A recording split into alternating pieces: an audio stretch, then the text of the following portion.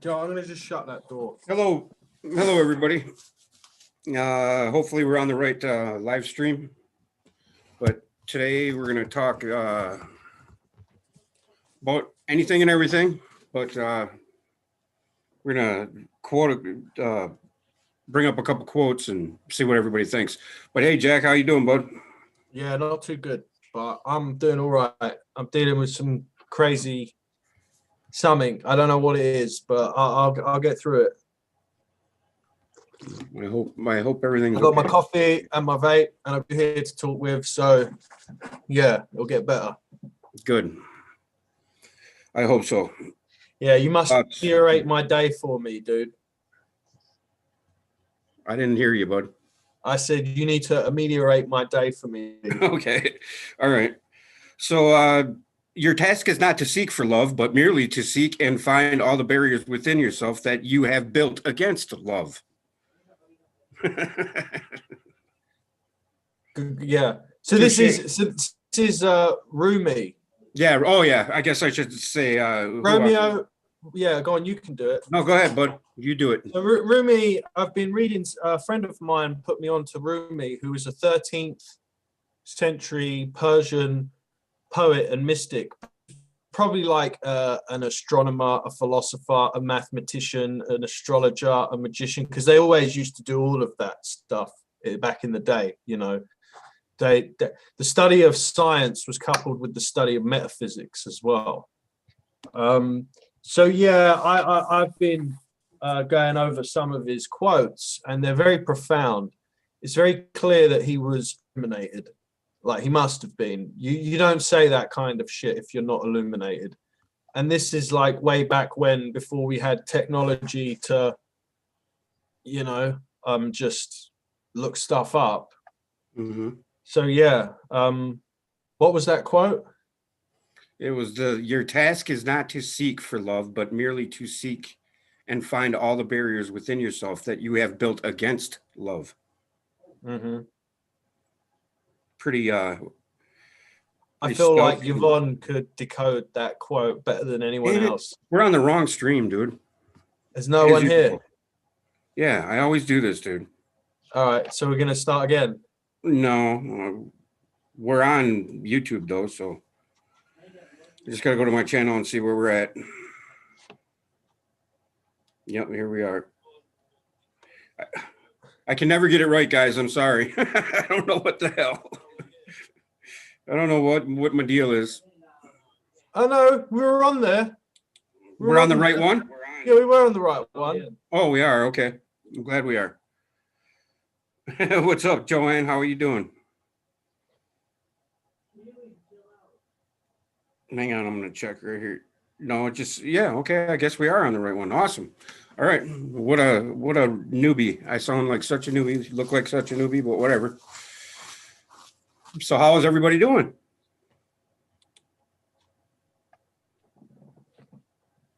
Can you hear me, Jack? Pardon? Nothing. I was just making sure you could hear me. Okay, now what? That one's pretty self-explanatory, right? I mean, we all build barriers in our minds and our hearts, and for reasons because we don't want to be hurt and all that other stuff, right? So what's the quote again? Can you read it one more time? All right. I'm going to just open up a page on my browser. Your task is not to seek for love, but merely to seek and find all the barriers within yourself that you have built against love. You know, because we don't want to be hurt. Yeah. I think that's pretty much what it's saying, right? So if you think about this in context of Phil's teachings, where you hear like God is love and God is truth, right? God is basically, period. So like to me, that's more like what I'm seeing from that. Having had the most excellent teachers from Yvonne and Phil and others, is that like task is to remove all the obstacles in your life that prevent you having union with God. because it's union with God that opens your heart chakra, right? Well, I think, yeah, the upwelling of goodness that, Yeah, the Holy Spirit circumcises your heart, yes, yep. which is divine union, which will then enable you to go through the initiation of the tribulation. So I hear, yes, sir. Well, so I guess, I mean, all the barriers within yourself that you have built against it, that's an unexhaustive list you could potentially come up with. Yeah. Yeah, of course it is. Yeah. I would think so. But yeah. But yeah. So I mean, I think that, yeah, as we drift off of our small I, me, get away from the barrier of self-contained love and owning, because when you love in a material sense, you own something, right? Or Mhm. you lay claim to something, correct? So yeah, I think the unconditional love is just it to love. depends. I don't think you can be a blanket statement with that. Well, I think no, I mean, it depends. whatever. There's a lot of You know what I different. mean. There's a lot of different potential cases you could like legislate for in that kind of thing. But I guess, say it's like love with the spouse, you kind of just have to let go of your ego and let them do what they're going to do. Otherwise it's not going to work. True. That's what, if you try and if two people are trying to force their ego onto each other, it's game over in a intimate relationship. So yeah. You've just changed to snap camera. I'm back now, right? Yeah. Yeah, I wonder, is the chat got any suggestions about that quote? Yeah, what does everybody else think? So what I was want to say it? hi to MCF and Michelle Can Free. What's up? Delaney Delight. What's up? Pearl Jones. Joanne Dancing Gypsy. What's up, Jojo? Mary Wins. What's up, sweetheart? Mind's Eye. How are you doing? Paula, I said hi to you. Who else is in here? That's the 9, I think, so far. Now there's only 6, but does anybody else have any that quote? Okay, we'll move on then. Because that wasn't my most grandest or favoritist one out of the Rumi quotes that I was looking into. But Yeah. why don't you pick one out? All right, I'll read the next one on that list. So what we're on goodreads.com. So it says, out beyond ideas of wrongdoing and right doing, there is a field. I'll meet you there. When the soul lies down in that grass, the world's too full to talk about. That's pretty deep, dude. Yes, it is. So yes, it is. I'll read it again. Out beyond ideas of wrongdoing and right doing, there is a field. I'll meet you there. When the soul lies down in that grass, the world is too full to talk about. So what do you make of that, Steve? Well, out beyond ideas of wrongdoing and right doing, there is a field would mean, that it's the pleroma, the blissfulness of our center, right? I mean, so it's transcendent of polarity. It's not in our dualistic mindset. Exactly. Yes. Yeah. So that could, yeah. I'm wondering, yeah, that's pleroma he's talking about clearly. When he's like, "I'll meet you there," it's like, yeah, that's moksha, 100%. Yep. Because all is it's singular nature, and I think the fact that he talks about the reason why this is definitely pleroma, the next thing he says is when the soul lies down in that grass. So lying down is like, resting, like divine rest. The world is too full to talk about, which is obviously, the fullness of pleroma. Right. That's a good quote. Yeah, it is. That's a dandy. I'll tell you that. I like it. Yeah. I'm looking it up so I can share the screen with people so they can. Okay, Goodreads. Yep. All right. Yep. Okay, I got it here, and I'll put it on the screen share. But yeah, my favorite one was that one where you were talking about, or you shared it last week on. Yesterday, is it this one? Yesterday I was clever. Yeah, yesterday I was clever. That one's my favorite one. Well, the favorite one so far, anyway. Yesterday I was clever, so I wanted to change the world. Today I was wise, so I'm changing myself. That hits home for me on so many levels. So, just on that quote, there's a book that I've read that Phil emailed me and told me to read. It's called Liebe Null by Peter J. Carroll. It's like the standard book on chaos magic. It's like where postmodernism meets the occult, but not the horrible kind of postmodernism that, like, say, Jordan Peterson talks about, whatever. But, you know, so anyway, Carroll in that book talks about how there is a superpower every human has, and it's a greater power than fame, fortune, riches, anything, right? And he said that's the power to restructure your own mind and your own thought processes and shift. Basically, he didn't say this, but essentially shift your perception. And you're not going to be able to embark on the great work if you're stubborn over things in your core beliefs and picking sides and in them they land. Do you know what I mean? Oh, so, you know, I know what you mean. Yeah. That's been my narrative lately, is to try to get people to count how many times they hear the word "they" out of everybody's mouths. You know, one. You know. No, I get it.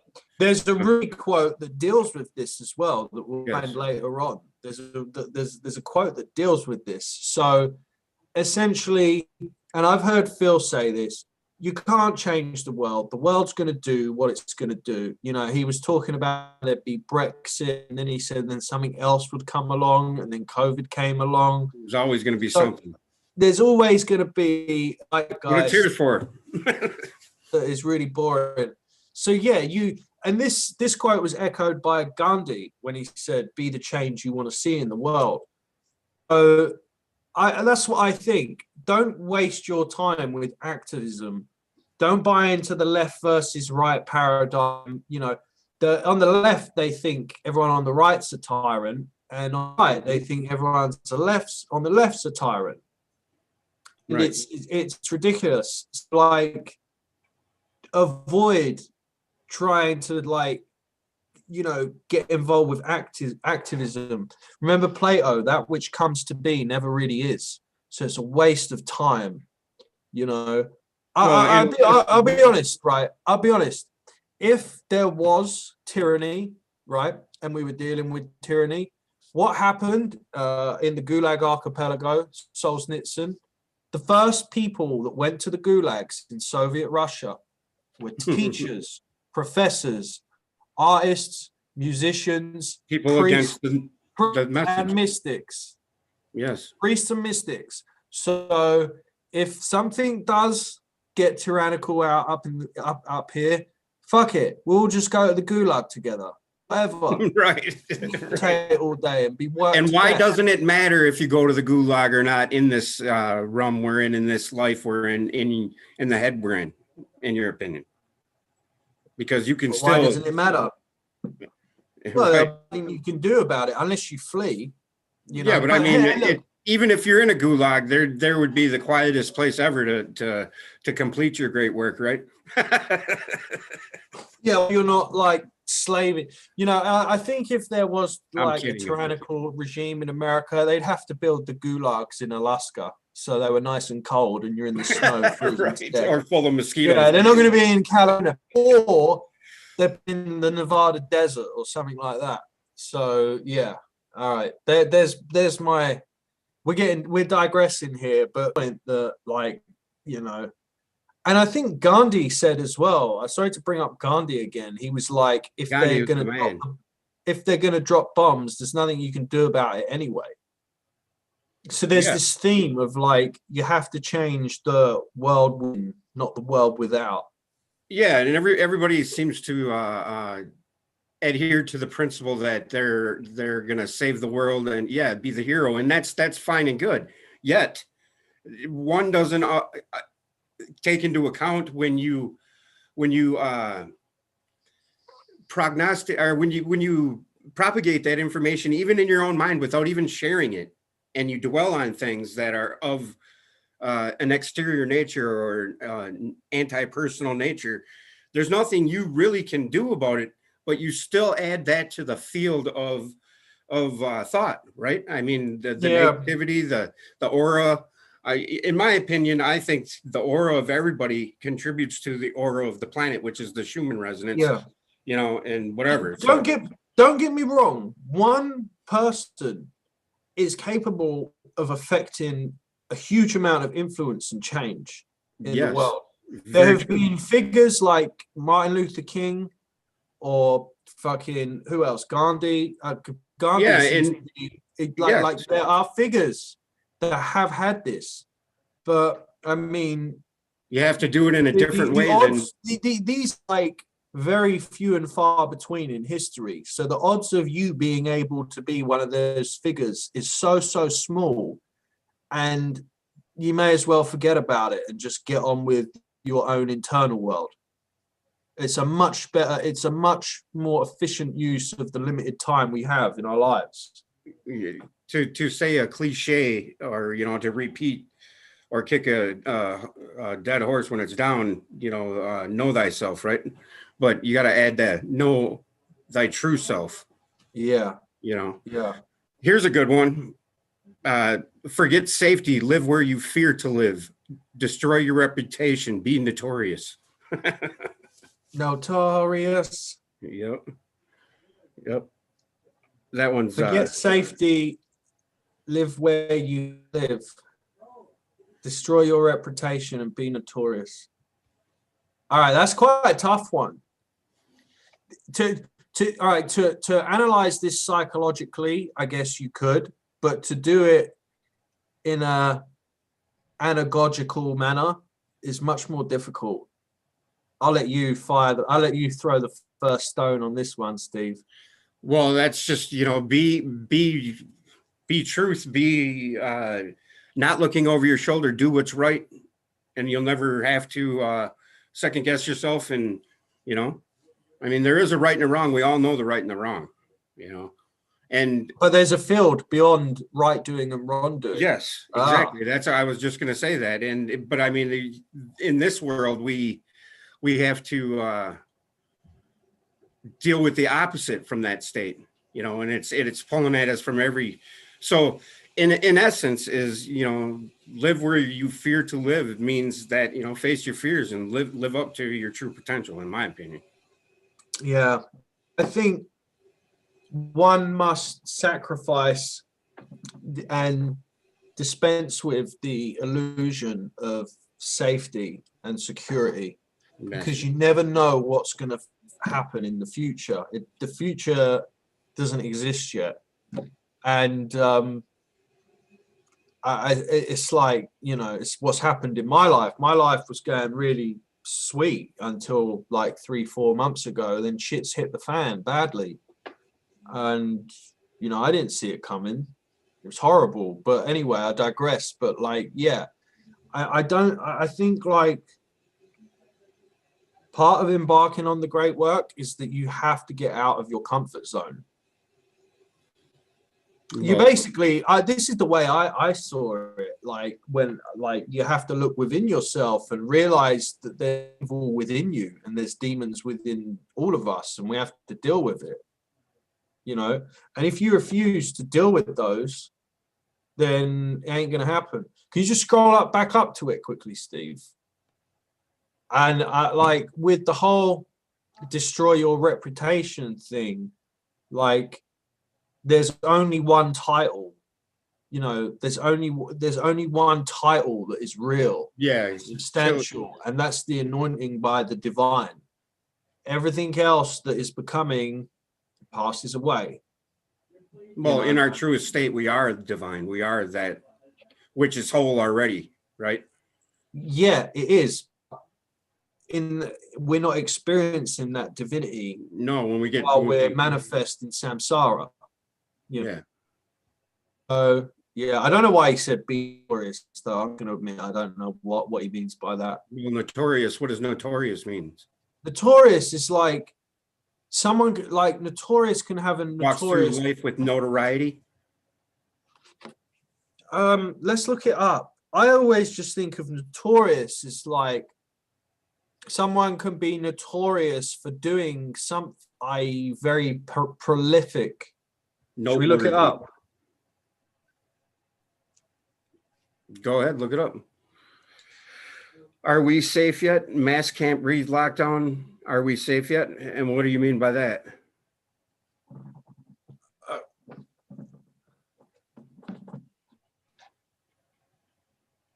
Grow a set. Who are you talking about? What are you talking about, Joyce? Grow a set. Oh, never let your emotions run the show. I do that a lot. Oh, she referring to the quote, be notorious. No, she I don't know. Just telling you to grow up here. Is that a mandala for the crime syndicate today? What's up, Sand Groper Studios? How are you doing, Sandy? I'm glad you could join us. Yeah, I think Joyce wrote grow a set. I'm trying to be comedic, but nobody is laughing. I'm laughing. I was wondering what you were doing. Pineal opens the flow. Temples ignite. Yes. Wants to skin us all. Who wants to skin us all? So notorious basically means the same thing as infamous. So famous for a famous or well known, typically for some bad quality or deed. Yes, you know, like in this current zeitgeist we're living in, if you're gonna like tell the truth and like the real deep truth, like that's a bad thing, you know. It's not an age of enlightenment we're living in as at the moment, you know. Well, I think it's forcing us to enlightenment. Actually, that's what Yvonne was kind of privy to, you know. Yeah. So yeah. All right. Next up, then. I think the next one I would pick would be knock and he'll open the door, vanish and he'll make you shine like the sun, fall and he'll raise you to the heavens, become nothing and he'll turn you into everything. Damn, that is some seriously deep mystical quote there. Yes, and it reverberates with some things that are said in the Bible, right? So yeah, Matthew, knock and he'll open the door. That's a standard one. So as Phil said, you can have a personal relationship with the divine, but you have to basically initiate it yourself. You know, it's kind of like asking a girl out on a date. You've got to do it yourself. Well, you know what I mean. You gotta. Yes. So like, that wasn't a very good analogy, but you know what I mean. But the second line, vanish and he'll make you shine like the sun. Mm-hmm. So he's talking about the initiation of the tribulation there. Yeah, when you leave the physical plane and go to the underworld, and then you shine like the sun. The sun is illuminating, shining is illuminating. So he's like, you knock, and then you can have union with God. Then you'll vanish to the abyss, and you'll be illuminated after that. So I guess fall, and he'll raise you to the heavens. This is interesting because Phil has said you can only become illuminated while you're born in the flesh. In samsara, you can't do it in spirit. You need a body in order to do it. And I think that knowledge from Phil is being verified. That's why it says fall, as in fall into samsara, and then he can raise you back up into the heavens. Like, you know, you have to complete the great work from the physical universe. Yes, because we're in a fallen state. That's what Free Press just said in there. Yeah, and become nothing, he'll turn you into everything. Well, that's kind of self-explanatory.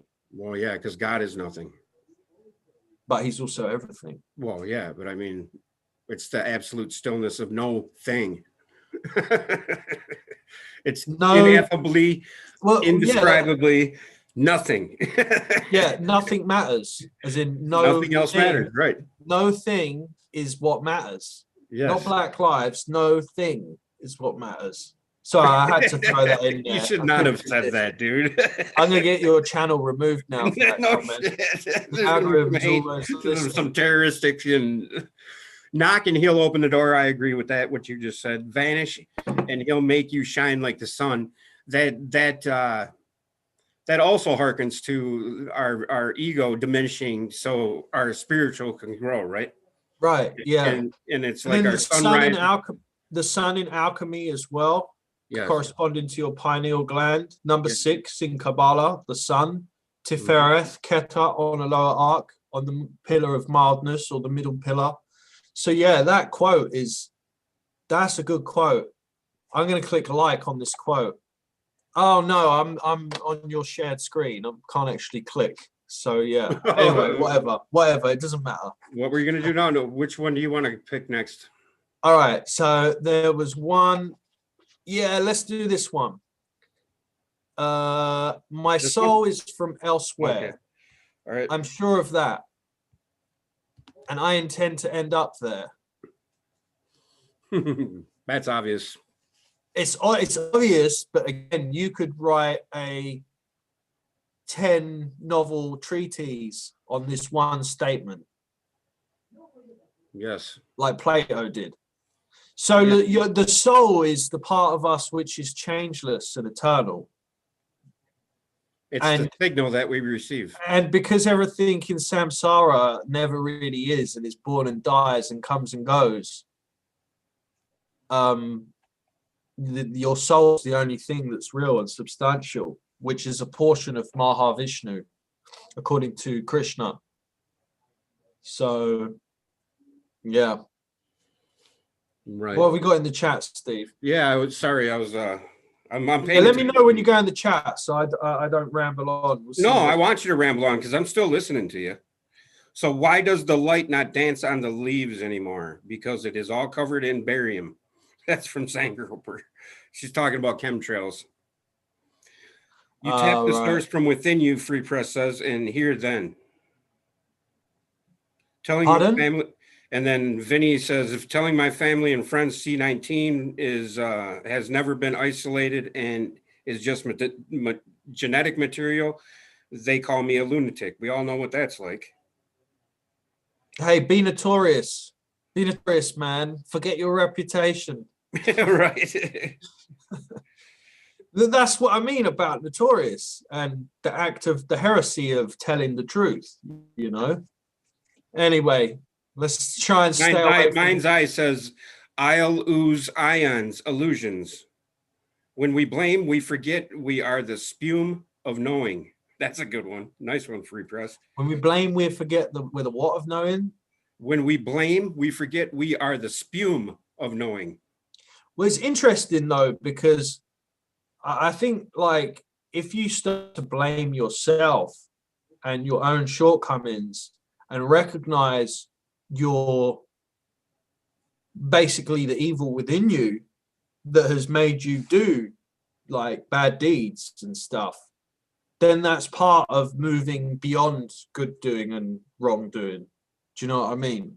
Yeah, like you have to deal with it first. Yes, and then you can move beyond it. You can forgive yourself and let go of it. And this is what starts happening to you when you start purging your past thoughts and hangups, right? In the great work, and everything that I do lately is geared towards loving my family and just being, I don't know, prevalent in I don't know, in the now, I guess. But I tend to pay homage to my past people that have left me and everything. So I don't know if there's a give and a take there. If you know what I mean. Yeah. If you want to hang on to that, if you can still hang on to it without feeling the remorse, I don't know. Yeah, that's where I'm hung up right now. God, what did you do in your past, man? You must have been a riot. No, I'm joking. I'm joking. I'm What? joking. I'm joking. Let's not go there. Anyway, so Okay, yeah, now my soul. what If I reread this and change the words, but it will still mean the same thing. Like my soul is from pleroma or divinity. I'm sure of that, and I'm going to complete. And I'm going to complete the great work and fuck Yes. all of you, basically. No, I'm joking. I'm joking. Yes. I'm trying to keep it like jovial. You know, and there's a fine line when you're walking the path. Is, you know, do you let everything in? I mean, do you? But I think No, everyone. you don't let everything in. No, No, you don't. absolutely You not. can't. But I No, mean, you need a gatekeeper. You need to guard the gates of your mind yes, right. But what I'm because saying you're. is, you know, it starts out for everybody in a different way. That's why you cannot clear cut say this is how it's going to happen. You know, even the event itself is described in so many ways, like the Bark of Ra. You know, Yeah, yeah. God I is mean, described in so many ways because it's your own understanding of it that the energy comes to you as, right. yeah. Also, all the different descriptions of God pay homage to the different archetypes Yes, derived from singular nature. You know. So yes, yeah. Should we move on then? yes. We'll move on. This one's a long one. That's a bit long, isn't it? Yeah, we'll go on to the Should next we one skip that there. one? Oh, that one's a Silence good is the one. language of God. All else is poor translation. So, you know, I'm working on that one. I no comment to that one. I have a comment to that one, and I have to say that that is one thing, you know, when somebody has seen the light, that they are not moved by anything anybody else says. They do not stir because of it. They look at it from every angle before they even make a comment about it. You know what I mean? And the silence it speaks, you know, volumes for, you know, and I've been privy to that while I was acting a fool, and I watched somebody just sit there and completely be silent, and, you know, several times actually, you know, and makes me, you know, and when one comes to counsel or comes to you for counsel, and I'm trying to remember a quote from the Emerald Tablets, but essentially, you know, I'm talking too much all the Yeah, time. shut up, Steve. Sell your cleverness and buy bewilderment. They're good segue. I guess that would play into like the arrogance of the intellect and the ego. Like, oh God, look at me. I'm like what, like Ken Wheeler's videos about the priests of quantum physics. Recently, That, I couldn't handle him. huh? I couldn't handle watching it anymore. Oh, are you done with Ken Wheeler? Well, I'm not done. I mean, He just makes me laugh I so gotta much, back though, off a man. little bit from I him find because his videos so funny. They make me laugh a lot. That's why I watch him still. But anyway, he's yeah. a hell of an intellect. I'll tell you that. I guess buying bewilderment. I guess when Phil and Yvonne both described their testimony, like Phil was like he had no. I'm paraphrasing him, but he was like he had no idea what was going on. Seeing a bronze statue of Buddha in a temple, like that's pretty bewildering, right? Right. I don't know how you buy it though. I guess you buy it with your journey on the great work. It's like my channel or anybody with truth. That, you know, you're not selling the truth, so nobody's buying it. Yeah, that's You know? why. Yeah, yeah. I feel that, you know, what is popular is also profane. Yes. And Yeah, a good quote Ken I learned from Ken was, "What's true isn't popular. What's popular isn't true."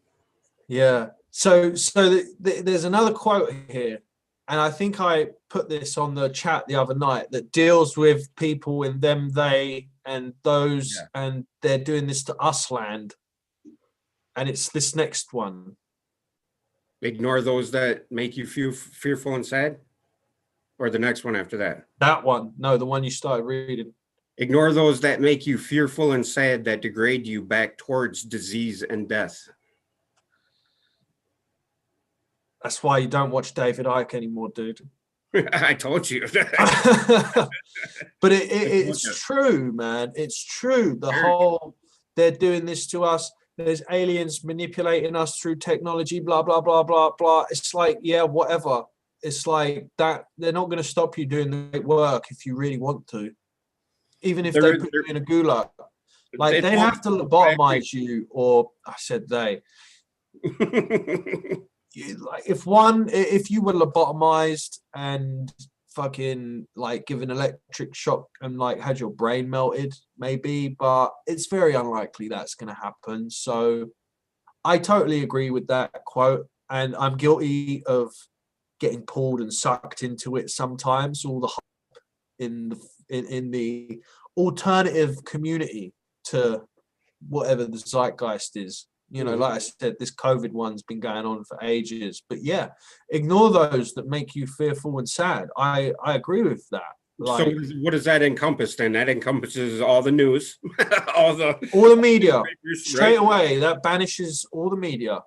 They make you fearful and sad. Gone. Don't watch any of them, left or right. Done. They just whoop, gone, banished. And I think if you're dealing with like a pathological manager at work, or you're in a toxic relationship with someone who's pathological, maybe narcissistic or psychopathic, in the true sense, not in the let's throw this word around everywhere sense that you see nowadays. I got to cut you off for a second because my anti-moderator is here, Thoth, and he brought up a good one. With great power comes great responsibility. Uncle Ben, Spider-Man. Yeah. I've even got the T-shirt on. Look, Thoth the Atlantean. Nice. Oh yeah. I wear it out about though. I only wear it at home. But, yeah. So the second part of that quote. How about that then? Make you fearful and ignore those that make you fearful and sad, that degrade you back towards disease and death. Well, because it holds you in thrall. It holds you in this realm. It holds you in a 3D matter body. I mean, it holds you to this plane of Earth. It holds you in samsara. There is no coincidence that it's a third rock from the sun, 3D, right? I mean, there is everything. There is no coincidences in life. So, you know. Well, to stay on that thought, it's like, you know, the wages of sin are death, you know, and dis-ease is like, you know, you're not balanced, there's no harmony. So I think it's interesting though, because, you know, there's the story, what is it, Lazarus, who becomes illuminated, he gets plagued by all these chronic diseases. So I think he's talking about like the reincarnation will, you know, people that make you fearful and sad. It's the whole crabs in a bucket thing. Well, it lowers your vibration, period. You know, like my lower, be careful, but I think semantics lowers your vibration. I think semantics is really important on this one. I think the goal is to lower your vibration. Well, yeah. To stillness, not raise your vibration. You're trying to, this is some new age bullshit where the semantics is important, and Phil had a rant about this. You have to lower your vibration to 0 hertz, because that's where you can come on rapport with stillness and God. But right now, but you understand what I mean. I mean, I know what you mean. I know what you mean, but I'm of the, well, I don't even think it's an opinion. I think the semantics are really, really important here, because it's coupled with the understanding of God being the stillness. You know? Yeah, I get you. I get your point there. I never. Sorry to like you know, go on about that one, but I really think that it deserves the spotlight for a minute anyway, because I mean, I never even thought of that really. Yeah, I think every time in our carnal minds, we think of a higher vibration as a higher place that's up. You know, that's what it is. Maybe, yeah, maybe that's a good point. Yeah, that's what it is. I like, just to like summarize that quote. I think that's a fucking great quote. I really do, man. I think when you start to feel yourself like get swept away, and I'm talking from my own experience, like when I get swept away by all this bullshit in the news or whatever, or people talking at work about all this crap, this quote is gonna like get me out of that, you know. I'm just speaking for myself here. I'm sure many others would agree.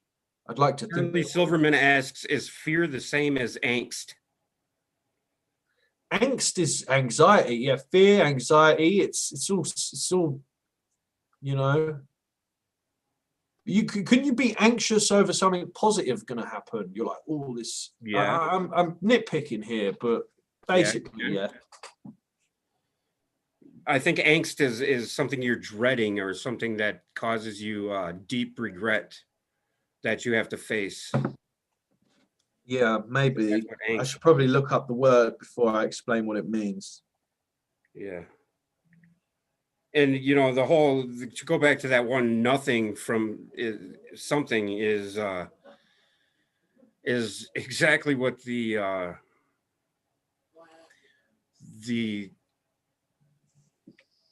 infinite in the finite is about. You know, the word infinite, it tells the whole story, because infinite is infinite, you know, found, that, you know, the everlasting life of the only begotten. When you make the loop, or you create that connection of, you know, creation, I guess, the first and the last, or the alpha, the omega, all that, you know, those hot. Yeah, that's the 1-0 Yeah. infinity, and I guess Yeah. the inverse, infinitesimal, Yes. is all correlated in a very simple equation.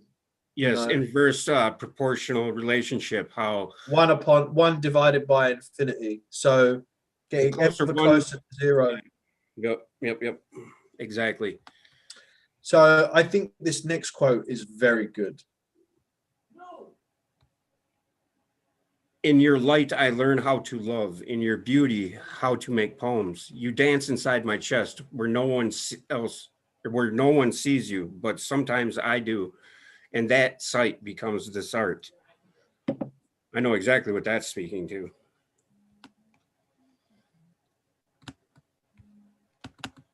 You want to go or what? No, I'm waiting for you to chime in. Well, all throughout our history, human history, there's always been like ancient artists like Michelangelo, Da Vinci, people like Right. that have created works of art that are both divinely inspired, yet they may not know it at the time. But I think those two particularly did. But, you know, and encoded in that creation is creation itself. Yeah. No, of course. Yeah. Well, I tell you what I see from this. So in your light, I learn how to love. See, this is why this is the issue with calling the logos light, because I'm I got you. Now I understand where you're coming from. Yeah. Now I don't know. Is he talking about the pineal light, or is he talking about like the light of pleroma? And I mean, really, it's one and the same thing, because this is eternally extant. Well, you don't get one without the other. But I got to admit, not being illuminated myself, I'm not sure what he means by "in your light, I learn how to love."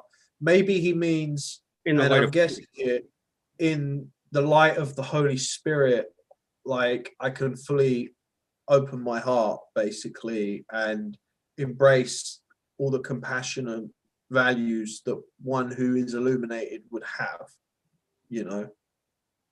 Yeah. And well, the light, both literally and figuratively or esoterically, is one and the same with the light we see in the sky, because without it we have no observation. Yeah. You see what I mean though about see, if someone says to me the demiurge or the logos or Brahma, I instantly know they're talking about the pineal light. But when someone says the light, I'm like, what light is this? What do you mean by light? There needs to be some further qualification.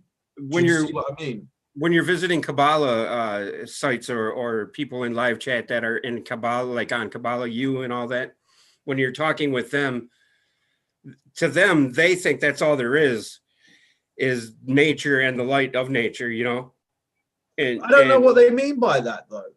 But it doesn't matter to me. That's my point that I'm trying to get out here is that it's one and the same because, you know, semantics are semantics because it's our own carnal mind that draws them semantic lines in the dirt. And that's why image was used as communication in the past and not word. Right. Well, yeah. So I get what you're saying, man. I do. But and now we've convoluted our language so much that it's more of a concept than it is a definition now. Yeah, I don't know what's going on now. I'm gonna fucking go home. But you know what I mean? Yeah. I try to just when something like that comes, I just say the whole, you know, because the Holy of Holies is the WHOLLY, not HOL, but it's both. That's So is the Holy of Holies the Logos, or is the Holy of Holies Pleroma? Both, because without one you cannot have the other. Just That's like true. our That's just like true. our physical creation, we can't have. It's I think you're right. I think it's my ego, my intellect is really trying to like put everything neatly in a little box. Yes, that's what I was trying to. I'm trying to compartmentalize right. this, and it's confusing me. You know. Yes, that's exactly how I wanted to articulate it to you, but you know, I get it. I get that it. to people. No, you can do it to me. I don't care. Well, you know what I mean? It's like I got to remove the log from my eye before I tell you to get a splinter out of yours. Because I by no means am I perfect in that, especially that manner. It's interesting though. It's you know that's the nature of the intellect. But see, all right. So moving on from that discussion, the next line. I think this is interesting because he was a poet, so he talks about his poetry. In your beauty, how to make poems. The reason why I want to bring this up is because what I read in Timaeus the other day from Plato, if the Logos takes eternal and divine, i.e. models creation on Pleroma, it has natural beauty. But if we're to model something that we create on something that's been begotten, it doesn't have that inherent aesthetics and beauty within it, you know. So that's my 2 cents on that line. And now the next one, hang on, before we move on past the poem, explain Bukowski then. Who? Bukowski. Who's Bukowski? What is this famous poem? Go all the way. When you find yourself at this or that, go all the way. He's the guy who drank. He was the old guy who drank all the time, and he did. He was on. I think he was in LA on the scene there for a while, but he had a big following. You don't know who Charles Bukowski is? No, I'm not really a poetry I think that guy. was his name, Charles.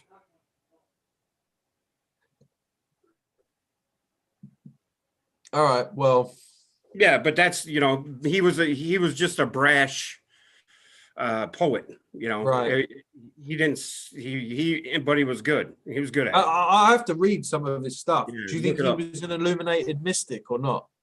I don't know. I don't think so.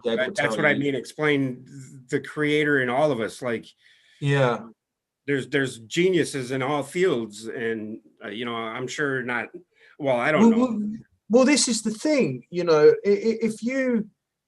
this is why I think kind of like improvised music has spontaneous creativity, and it abandons the intellect.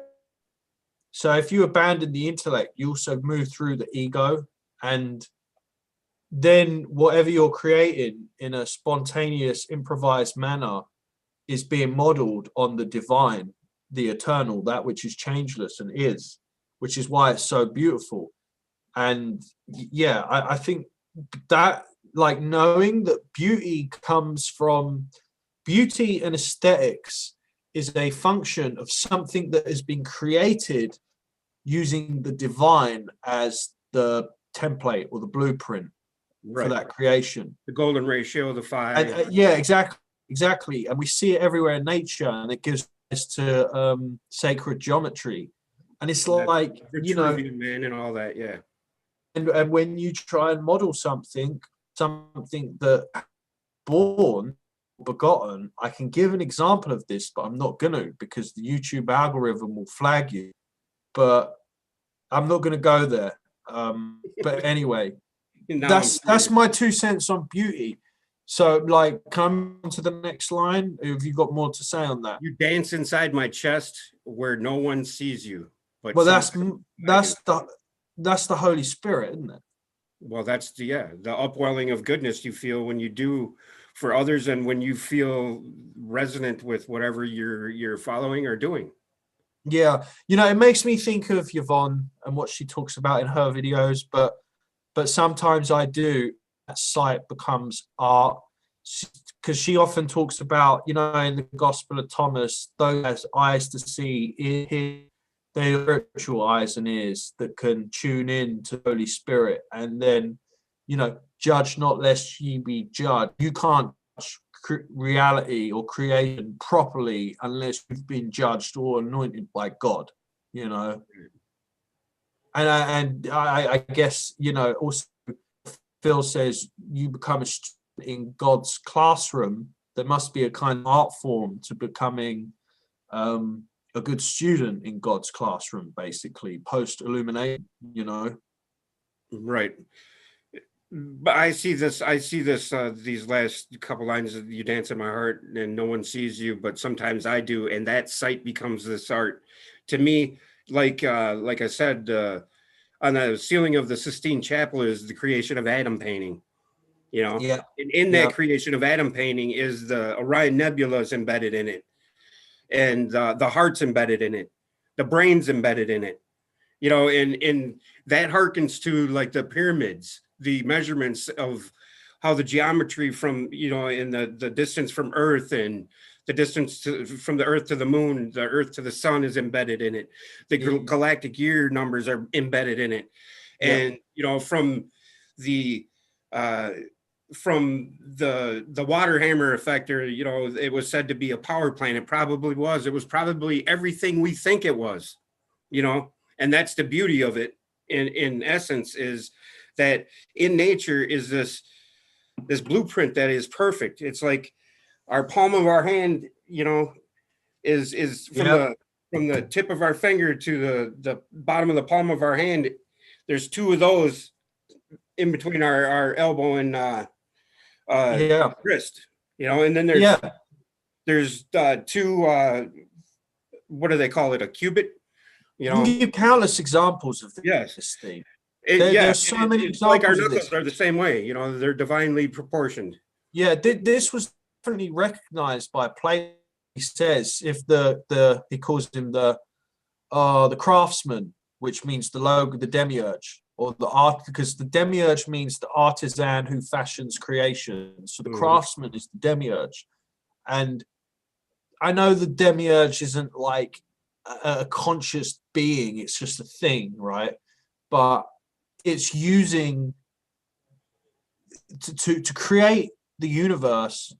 The model and influence it uses is that which is eternal and divine, pleroma, which is and this is what gives rise to beauty and aesthetics and all these mathematical relationships that are, it runs and connects everything, man. It's just amazing. Yeah, it really is. It's beautiful. Yeah, it is. And people, all right, we're going to move on. Coincidence, or it's just this or that, but it's profound. No coincidence. There's no coincidence. It's all. It's just like a harmonic symphony.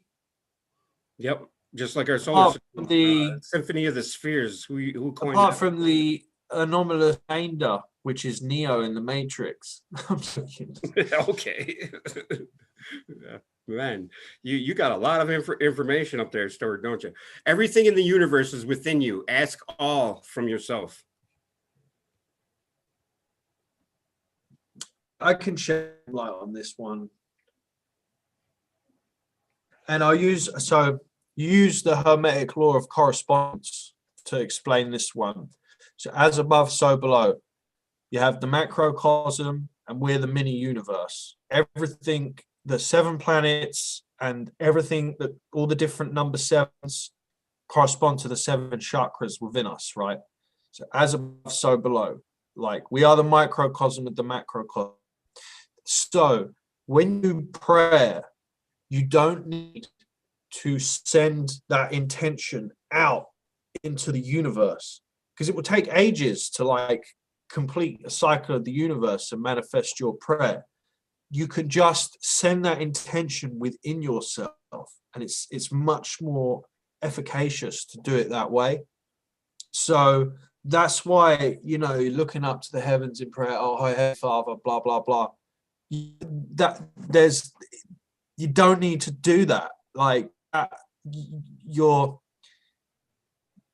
prayer in that modality is ignorant of the law of correspondence. So, you know, anyone in the chat, if you're ever going to pray from now on, and you should, because it's a tool to use, send that intention into yourself, you know, rather than outside of yourself. And that's what I think he means in that quote, or that's one plausible interpretation of that. Again, there's many different interpretations. Yeah, what do you make of that? Can you see chat? No, I'm not running the chat because my bandwidth starts to suck and my voice clips and it's shitty. But go ahead. In chat, right here. I put the first. Okay, but I put that formula that we were talking about, where 1n. Hang on. I know the formula you're talking about. Yeah. Yeah, where I know the exact 1n formula. is. Darn it. Hang on. Yeah, 1n 20 as n is to infinity, and 1n to infinity as n is to 0. So the closer you get, because you can put any number as n, right? The 1 is always going to be there, is the whole, meaning that we are everything in the universe, you know, Yeah. or there is the one that is everything in the universe, right? Is within us. Yeah. But remember, it's a part ratio. Of us that is still whole within the part of that whole is what I'm getting at here. That, you know, we are the. Can you say that again? Sorry, can you say that again? We are the fractal of the whole, but the whole is still encompassed in that fractal. Sure. That's what that formula means right there. Dude, this was said by the Atlantean, Hermetic law of correspondence. This is what it means. Yes. This is the true meaning of it. And this is why astrological correspondences are the most important thing in the occult, in order to, unless you're going to be doing chaos magic, but that's a different discussion. But, you know, like rubies are ruled by Mars, diamonds are ruled by Mars as well. Black diamond is ruled by Keter. Yellow topaz is ruled by the sun. Peridot is ruled by Libra. I can go on, and that's gemstones, you know. Maybe we should do a chat one day about correspondences, because it's really important to know that if you're doing the great work, it helps a lot. If you're in that mindset, it helps you, because that's what makes the path personal. I meant doing the great work from the path of magic, rather than the path of like intellect, the path of like love and contemplation. Yep. Because that's the route I'm choosing to go. I'm going all the routes. I'm doing love, intellect, trying magic. to anyway. Trying to see what fits the best, right? But I mean, we know who we are, and you know we are. Exactly. Yeah, I think that's the personal aspect to establishing a relationship with the divine. You know? And isn't that the purpose of the divine? Is splitting itself into numerous measures. I mean, yeah, it wants to the absolute truth from different routes to get there, and perspectives to get there, you know. Hey man, all roads lead Rome. Right. Bell pass the chocolate, please. Spiral, Choco. The only three numbers when multiplied by themselves becomes the same. 1 pi and infinity. Knowing where you are is game. Is the game. Right. What's pi squared? What that quote again? What was that line in the chat? The only three the only numbers. three numbers when multiplied by themselves becomes the same. 1 phi and infinity. Oh, phi. I Or thought you 1 said pi and infinity, not phi. Pi. 1 pi. 1 pi and infinity. That's what Sangler. Pi squared isn't equal to pi. No, pi squared is equal to phi, ain't it? No, it's not. Or phi squared is equal to pi. Pi squared equals 2 pi. It's the same thing. Yeah. Let's not go there. Let's not go there. Let's just go there because I'm no mathematician. And yeah. All right, should we move on to another quote? How are you doing? The very next one is good.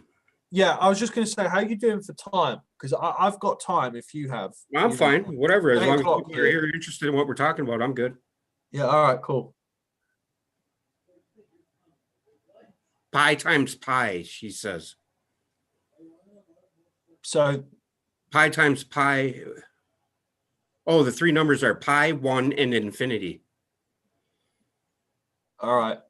When you multiply them by themselves, or to themselves, whatever. Where there is ruin, there is hope for treasure. That's the whole, you must reach your bottom before you can ever hope to get to the top, right? Or it's in your struggling, in the worst struggle, the worst strife are the best lessons learned. Yeah, yeah, it's true. The strength comes from adversity, you know. I think though, like, you know, I'm going to talk from my own experience here, and I don't want to talk for anyone else's experience. Life had to get really, really, really shit, god awful for me before I decided to do the great work. Yeah. Before you gave it your full undivided attention. Yeah. And it wasn't like, you know, I'd known about the great work beforehand anyway, but I didn't have the full intellectual understanding to be like, okay, this is what I need to do. That came later. But yeah, I guess it's like, you know, it's like Phil says, it's like those in the new age who are manifesting and living their dream life aren't moving closer to the divine. They're moving further away from it. I don't know if he said the last bit, but it's those who are having a very hard time in life that are moving closer towards divinity. I think, you know. There's a quote in the Emerald Tablets too. Those who struggle are those who have strife and struggle the utmost are the ones closest to liberation. Yes. Yeah, absolutely. Absolutely. And you see, I get knocked down, but I get up again. Yeah. Oh God, that song reminds me of my childhood. Oh right. My God. Yeah, that was a blast from the past. But yeah, also like I don't care about like getting loads of money and being wealthy and shit like that. I don't care because I'm after the real buried treasure, you know. I just realized something, Jack. You know how I was saying they and them and is probably not conducive to our intellectual or evolvement in spiritual matters. I think I is the same thing, dude. Until you really reach the I am word of I. You know, it depends if you're saying I think me is a big one as well. Me. Right. You know what I mean? That's why I think philosophers speak as one. When one does one, this. Yeah, one must. Yeah, I think, see, you know, I'd like to know Phil's opinion on these semantics we've brought up tonight. He calls it word salad, I believe. He doesn't because he sees beyond the semantic part of it You know, I think that's how what he's. You know, I'm not gonna. I don't know. And I don't know what. I've had this discussion with him before about certain things like we're talking about, and from what I heard him tell me was that, you know, if you're not, you're beyond that sort of thinking. You're, you know, and that's why when people come at me with they and them, I just right away I just got this boop, and I think when you're at one with your piece, you don't even have that boop. It doesn't even trigger you or make you think about it. You just ignore it or whatever, or it just goes past you. Yeah. Because I think when we're connected to the physical ego and in the carnal way of thinking, the duality that we're in, which is the relative, obviously, because we have to be conscious, otherwise we're going to die. But you know, when we're in this place of reality we're in, we have to explain things in a descriptive way. But when you get beyond that, you don't see label. You know what I mean? Yeah. Where'd you Oh, I disagree? know what you mean. Yeah. Yeah. It's interesting. Let yourself be drawn by the stronger pull of that which you truly love. That's the law of one, right? Or the law of attraction, correct? Yeah. I guess um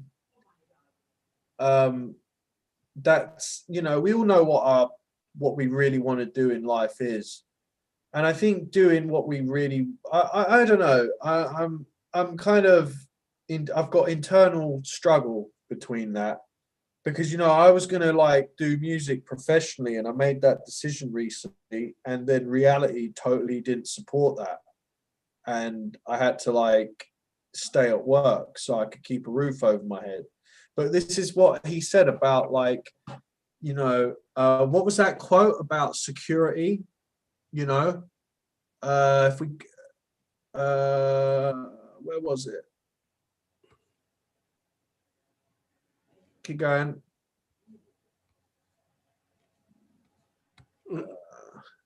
Shit. Forget safety. Live where you fear to live. Yeah. See, notorious. I think that quote and the one we've just been reading, there's a relationship between those two quotes, because I have gone with the safest option, and as a result of with the safest option, I have to deny the pull of what is stronger in me and what I truly love. Right. That's the conundrum I'm in. Well, that's everybody's and it induces a lot of fear and anxiety. It's shit, but for now, I don't know. Maybe I should just, well, as your friend said. What did she say? Grow a set. Grow a set, yeah. But think about that. You know, we all have a void in us, or something that we feel we're lacking in, or there's just an emptiness that, you know, we're yearning for something. What is that something? Everybody, really, what is that something for you? It's all one thing we're all striving for, and that's just to be complete, right? Yeah, fullness. Yeah. And you know, this is I think why, you know, going back to the whole Mahavishnu principle and splitting, you know, Vishnu is all the individual manifestations of consciousness.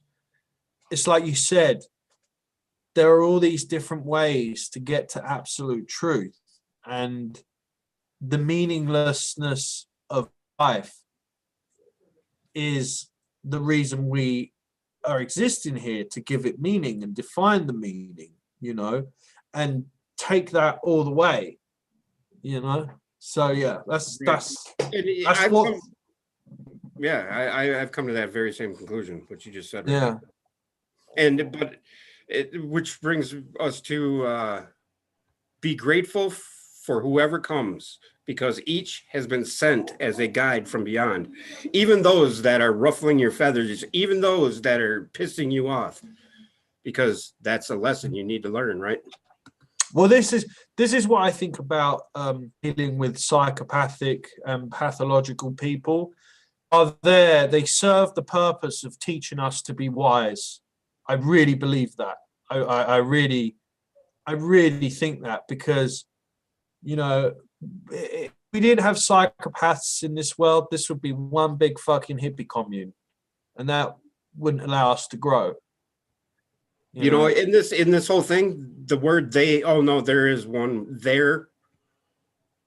Oh, you're looking for the word they. Yeah, I was just What's the quote with the word they? Lovers don't finally meet somewhere. They're in, oh, there is talking about we're already in each other. Talking about two people. Yeah. Yeah, so I guess it's just saying they're one.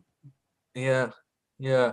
There's Yeah, pages and pages of these quotes. There are I was going so to go to the many of next them. page right here. But you know, to speak on this, I know several people that have come my way that are, you know, I get along with, or that are a calming effect, or that just completely we butt heads constantly, just ramming our heads off of each other, you know. They're the good ones. Yeah, They're the good ones. Unless you've got like someone who's like got great wisdom and they can teach you. They're probably the best ones. But beyond that, it's the people you clash with. Because see, when you're clashing with someone and butting heads, that's a battle of two egos there. exactly. And it's like, okay, you can keep butting heads, or you can drop your ego and just let it be and move on. That might be the value in that, you know. That's exactly where I was going with that, because I mean, the best lessons I've learned are the most I've had to eat crow with somebody. Eat crow. What is that? I've never heard that expression. And say, hey, I was wrong for this. I shouldn't have, you know, I may not have been wrong for this, but you know, this is how I seen it. And you know, and that's, you know, when you're talking, when I just described it, when I said that, I'm saying how many times? You know what I mean? You know, so Don't look too deeply into that, dude. And look at yourself from a different perspective, not from in here. Yeah, I wouldn't worry about that too much, Steve.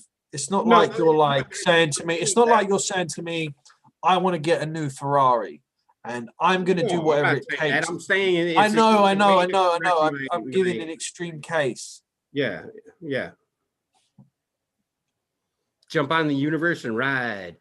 Iron sharpens. Oh, Michelle, that's a good one. Iron sharpens iron. Right.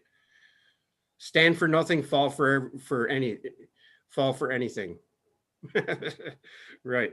Hey guys, thought I would pop in and just say, hey, what's up, Robert? How you doing, buddy? We're talking about quotes, and there is no ego when you fight for others. That's the biggest ego, in my opinion, Sandy, because you're bringing the world's problems upon yourself, and you think that you can handle it because you are this or you are that, right? That's my opinion, anyway.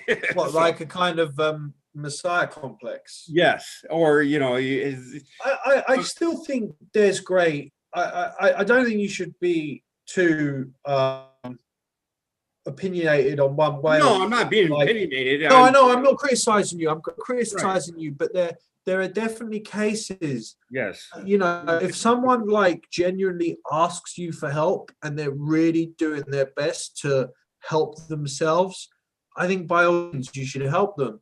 But if you're trying to help someone that doesn't want help, then it's a waste of time. Right. And you know, there is a great deal to be said in doing for others, because selflessness is one of the ways to meet God, is through just the path of service. Yes. The path of service, you know, and I think that's really the market that I see Phil and Yvonne fulfilling, is that, like, in the West, we've got like no good mystical teachers virtually. You know, we have to rely on the East, and they're very esoteric. All their quotes are difficult to understand, and it's hard for the Western mind to grapple. I think this guy, though, like, you know, if I didn't know what I knew from Phil and Yvonne, I'd have no idea what this guy was talking about. I'd be able to psychologically and intellectually analyze it in the carnal sense. But yeah, I Turtle. mean, I like I turtle. think this next quote is Hang on, testament. I gotta address something in chat here, bud. P Turtle says, for peace to reign on Earth, humans must evolve into new beings who have learned to see the whole first. WHOL, whole first. Yeah. And Sandy, I didn't mean that your ego is huge, and no, I believe everything you just said about, you know, the helping people first and thinking of yourself last, because that's what it's all about. So I Like, agree. say, for example, if you were to volunteer at a homeless shelter in the winter or a soup kitchen, that'd be a great thing to do. I mean, I always give like homeless people $20 when I see them, or $10 if I've got it on them. If they're like really tweaking on meth hard, maybe not, but you know what I mean. Right, right. But yeah, They're too unapproachable, I find. true that. There is a candle in your heart ready to be kindled. There is a void in your soul ready to be filled. You feel it, don't you? What you were just talking about. That's what as I was reading it, I was Yeah. like, wow. So I'd say, yeah, first quote, he's talking about circumcision of the heart by the Holy Spirit. Divine union. There's a candle in your heart ready to be kindled. God can open your heart chakra if you do the right things to allow that to happen. And the void in our soul. No, see, this is what I think when people are like, and even like, you know, in the Matrix, when Morpheus is like, there's something wrong with the world. You feel it, don't you? Blah, blah, blah. It's almost like they stole that bit of script from this quote. It's so similar. Well, it's like that right now in life. We all feel something like something. Yeah, and I think that is fundamentally the thing that is wrong with the world is the void in our souls that only be filled by God and pleroma. Also from fulfilling our truest purpose as well, you know. In your opinion, what is that true purpose? Well, I can't speak for anyone else other than my own. I don't know. Like, okay, I'm talking about a purpose. I need to be clear and make a distinction. I'm talking about your true purpose in the mundane world, not your higher, complete work purpose. There's because you still have to make ends meet and toil in the dust and pay the bills. Do you know what I mean? Well, yeah, because I still got to make rent every month. So in that lower temporal sense, yes, like I'm talking about, like in the relative everyday life, and that's why, yeah, in the relative, I can't speak for anyone else because only you know what it is you really want to do with your life. You know, but so yeah, I mean, but I think that when people are like, and especially conspiracy theorists and like crappy spiritual teachers or unilluminated spiritual teachers, when they talk about there's being something wrong with the world, this is what I think it is. It's not that, oh yeah, it's them, they, and they're manipulating us. No, it's the void within all of us that is ready to be filled. I think maybe that's why, you know, he poses the question here. You feel it, don't you? And I'm sure you do. That's I don't mean you, Steve. Like, I mean, I feel it. Again, I don't want to speak on other people's behalf. I feel it too. You know? Yeah. But that's why it's a question. You feel it, don't you? Words are a pretext. It is the inner bond that draws one person to another, not words. So saying I love you doesn't do shit. Yeah. Being well, loved, I don't know. Depends on the individual. well, but you know what I mean. Some people need that that verbal validation. But yeah, I don't know. Right. Okay, let's pick one more out. One more and we're gonna get going, are we? Yeah. Yeah, it's late where we're at. Oh, that was a good one. Going on at 10:30. What? Let's go up, go up, go up. All right, I'll pick one and then you pick one. Okay. Suffering is a gift. In it is hidden mercy. Yes. this is the same thing we were talking about. Yeah. All right, that's my one. I'm not going to say anything on that. I'll let you pick one, and then we can wrap up. Oh, look at that one. This is love to fly towards a secret sky. Oh man, damn. That is a quote of an illuminated mind. You don't come up with that shit unless you're enlightened. You just can't. Right. Sorry, I keep picking one. I'm going to let you pick. Sorry. No, I was going to pick that one or the next one. Come wherever you are, wanderer, worshiper, lover of leaving. It doesn't matter. Ours is not a caravan of despair. Come, even if you have broken your vows 1,000 times. Come yet again. Come. No, but I think the other one, the one you just read, is better. No, I think they're. I'm not. Well, yeah, they are all equally as grand, but yeah. Yeah, I think maybe it resonates with you more. That one, yeah. Oh, this one's the best one that I. Go on. See, and I'll say that about the next one. Two there are who are never satisfied: the lover of the world and the lover of knowledge. What? Two there are who are never satisfied: the lover of the world and the lover of knowledge. The seed of the serpent. Then again, though, I get it. Yeah, the seed of the serpent, the tree of knowledge. You'll never be satisfied by the tree of knowledge until you can know you can know everything, but until you've experienced it, you're not gonna know, right?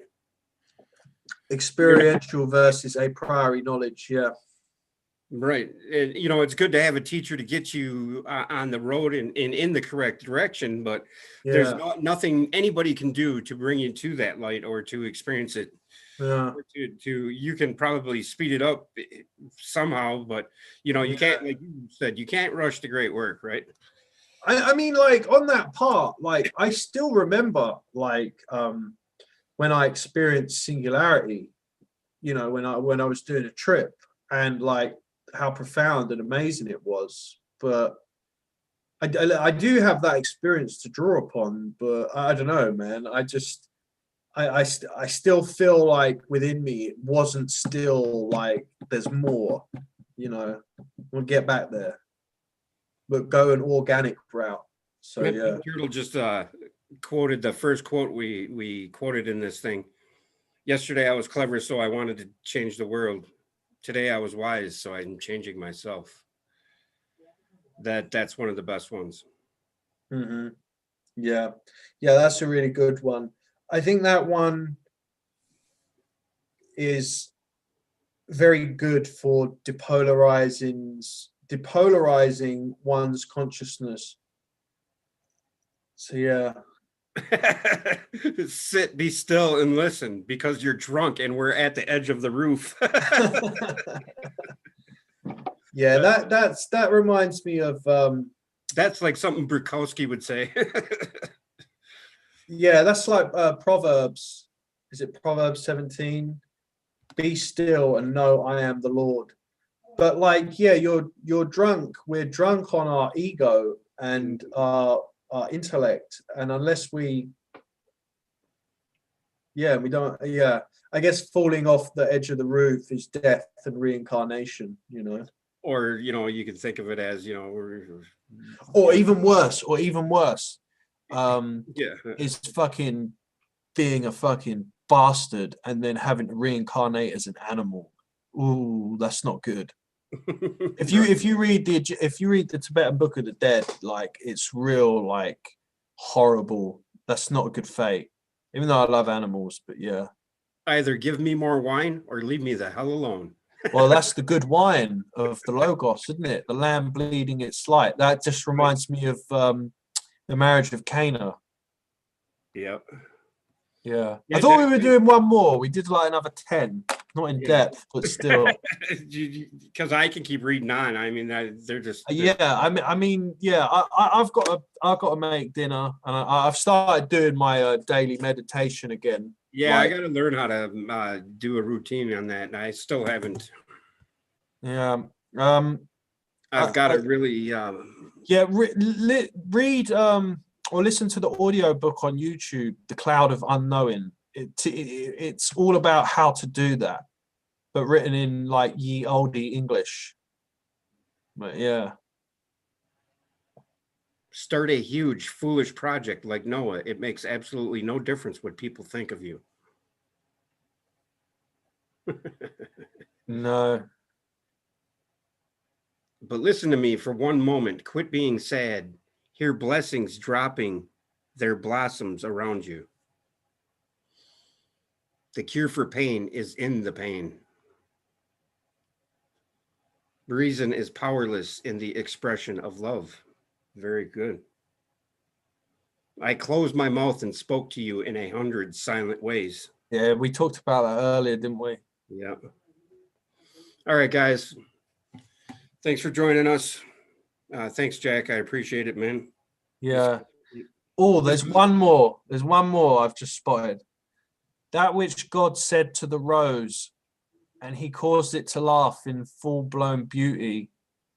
He said to my heart and made it 100 times more beautiful. I guess I just, when I think of the rose, I got that which God said to the rose. I immediately think of God creating the logos in that statement. Immediately, that it just evokes that thought in my mind instantly.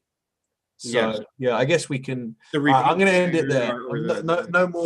No more quotes. I hope everyone in the chat though enjoyed this, because I did. I did. I enjoyed it. Yeah. Yeah. Thanks, everybody. All right. Thanks, everyone. Yeah. Love, peace, chicken grease. Take it easy, Jack. All right, man. Take care.